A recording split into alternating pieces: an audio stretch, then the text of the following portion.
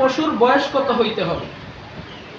কোরবানির পশু উট হলে 5 বছর হতে হবে, গরু মহিষ হইলে কমসে কম 2 বছর হইতে হবে, ছাগল ভেড়া দুম্বা হলে 1 বছরের পশু হইতে হবে। 1 বছরের কম যদি হয় তাহলে এই জাতীয় কোনো ছাগল ভেড়া দুম্বা দিয়ে কোরবানি দেওয়া যাবে না। আর 2 বছরের কম যদি হয় তাহলে এই জাতীয় কোনো গরু বা মহিষ দিয়ে কোরবানি দেওয়া যাবে না। কোরবানি কোন পশু দিয়ে করা উচিত? পুরুষ জাতীয় না মহিলা জাতীয়? উত্তর হইল কোরবানির জন্য কোনো বাধ্যকতা নাই, যে কোনো পশু, ছেলে হোক মেয়ে হোক, যে কোনো পশু দিয়ে কি করা যাবে? কোরবানি দেওয়া যাবে। কোরবানির পশু কেমন হবে?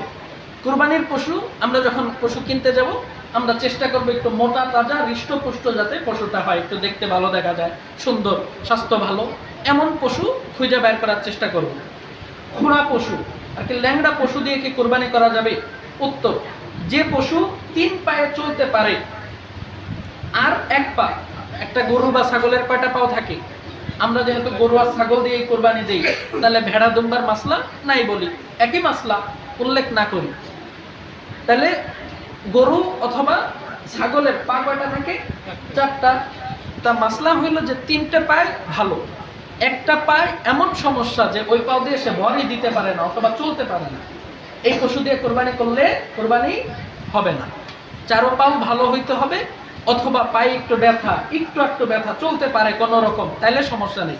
কিন্তু যদি এমন হয় যে চলতেই পারে না অথবা ওই 1 পায়েও দাঁড়াইতেই পারে না, ভরই দিতে পারে না, তাহলে এই পশু দিয়ে কোরবানি করা যাবে না। পশু মনে করেন আপনি বাজার থেকে কিনে আনলেন ভালো পশু, আপনার বাড়িতে আসার পরে পশু এমন কোনো একটা ব্যথা পাইলো বা সিঁড়িতে উঠতে যায় পড়ে যায় পাউডার একটু ব্যথা পাইলো, এমন ব্যথা পাইলো যে পা ভেঙে গেছে, এই মাসলার মতো যে সে আর পায়ে ভর দিতে পারে না, যদিও আপনি কিনে আনছেন তখন আর ওই পশু দিয়ে কোরবানি হবে না, আপনাকে আর একটা কিনতে হবে।